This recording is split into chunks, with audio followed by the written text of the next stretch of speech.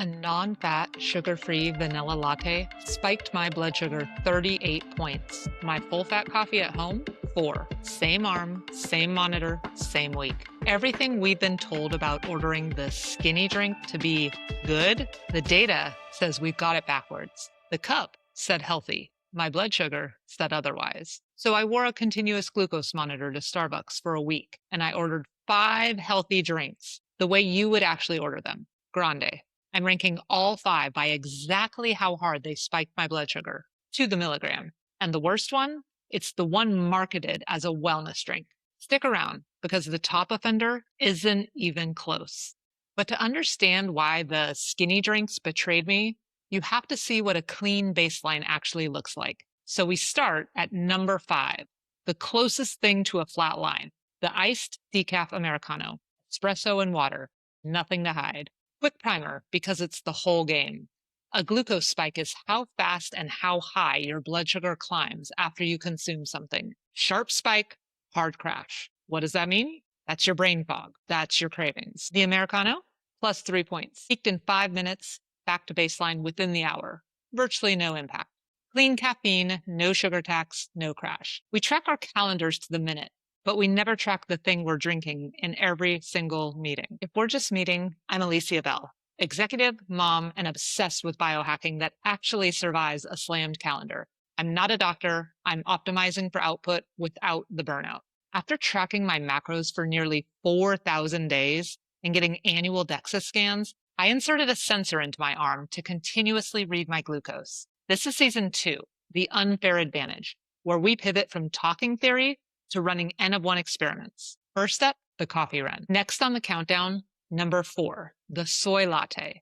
Baseline of 93, peaked at about 103 in 45 minutes, a 10-point bump. Noticeable, but civilized. Soy brings a little protein and a little fat to the party, and those act as speed bumps that slow the climb, mild and honestly fine on a normal day. Number 3, the superfood one, the almond milk matcha latte. And full transparency, I modified this one. Sugar-free syrup, and I knocked it from 4 pumps down to 2. Even optimized like that, I went from a baseline of 90 to 103, 13 points, peaking a full hour out. Here's the executive read on this one. This is the drink with the loudest health halo on the entire menu.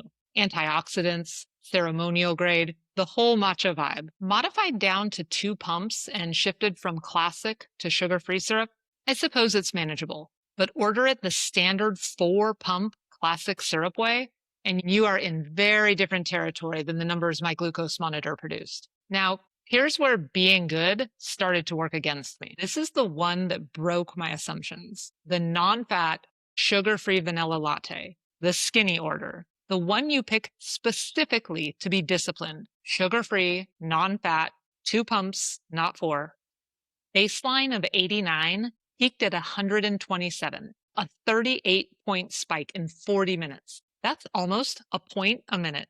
An hour later, I was still up 17 points. It took 80 minutes to come all the way back down to baseline.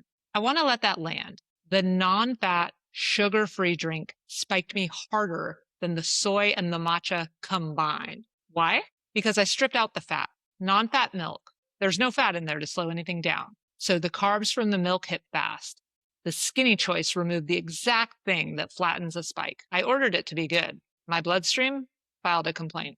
And number 1, this is the drink people literally order when they feel a cold coming on. The viral secret menu item that became so popular, Starbucks added it permanently to their official menu. A perceived wellness drink accompanied by a lot of buzz. The medicine ball, otherwise known as honey citrus mint tea. Baseline of 87 before I started enjoying this legendary tea. My blood sugar peaked at 147, a 60-point spike, 6-0. Roughly an hour later, I was still up by 25, and it took me an hour and a half to return to baseline. This is not a health beverage in my book. Don't get me wrong, the tangy tea is intriguing, but this is essentially a cup of hot lemonade plus honey with a proverbial wellness sticker slapped on it. No fat, no protein, nothing in there to slow it down. The most healthy sounding drink on my entire list was, by the data, the single worst thing I put in my body all week.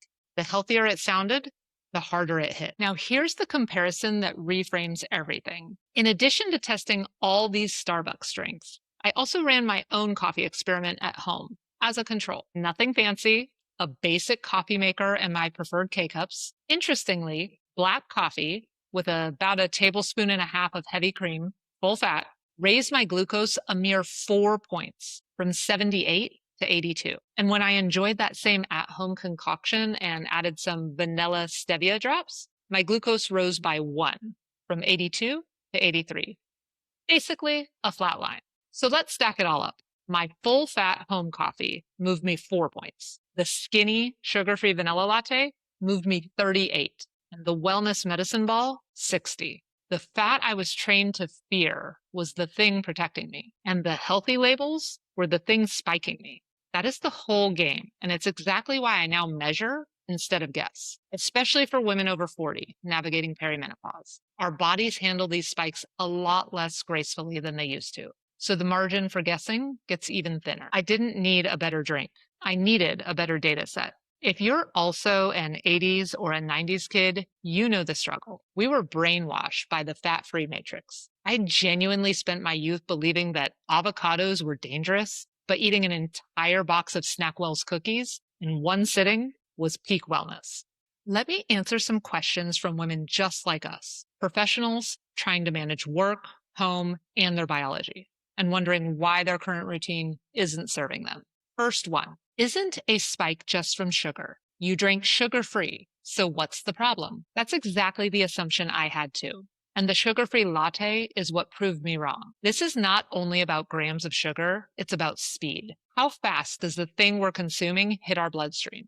Fat, protein, and fiber are speed bumps. Strip them out, non-fat, no protein, and even a sugar-free drink can climb fast because the carbs in the milk have nothing slowing them down. Sugar-free does not necessarily mean spike-free.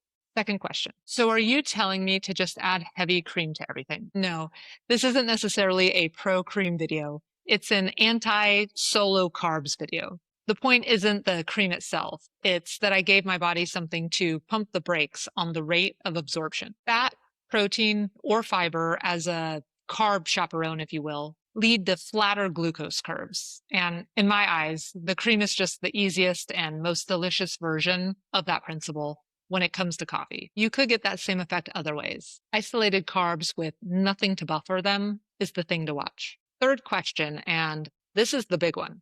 Does any of this even matter if I'm not diabetic? Yes, because the crash is not the cost. You don't have to be diabetic to feel a 60-point spike and the drop that follows it. That drop is your energy tanking midday when you still need to submit a report to the board, pick up your kiddos from school, make dinner, walk the dog, and, let's be honest, probably hop back on your laptop after everyone's asleep to catch up on email. It's the brain fog in your afternoon meetings when you're supposed to develop a creative strategy and all you can think about are cookies. It's the craving that has you reaching for something sweet at 3 o'clock when you're not truly hungry between lunch and dinner. For a high performer, that's not necessarily a medical issue. That's an output issue. That's billable hours. That's decision quality. That's whether you show up sharp for your family at the end of the day. The spike isn't abstract. You can feel it on your calendar, and your loved ones can feel it in your presence. One more question. Do I have to wear a glucose monitor to figure this out? No, that's my job. That's the entire point of this channel. I run the experiment on me. I take the 38-point spike so you don't have to, and I hand you the cheat sheet. You just have to stop trusting the label and start leveraging the data. That said, if you're a little nerdy and into the N of 1 data like I am, please feel free to join the fun. You can easily get non-prescription versions of continuous glucose monitors online. 6 drinks ranked, 1 rule confirmed. Marketing departments write labels. Biology writes the data. If you want to audit your own routine the way I audit mine, I built a free 1-page assets audit.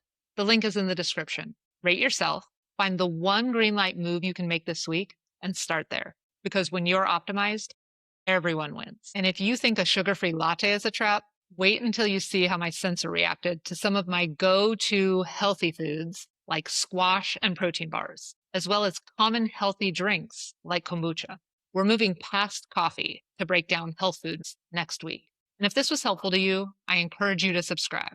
because season 2 is all experiments, all real data every Thursday. Brilliance is just the boring basics executed consistently. I'll see you in the next one.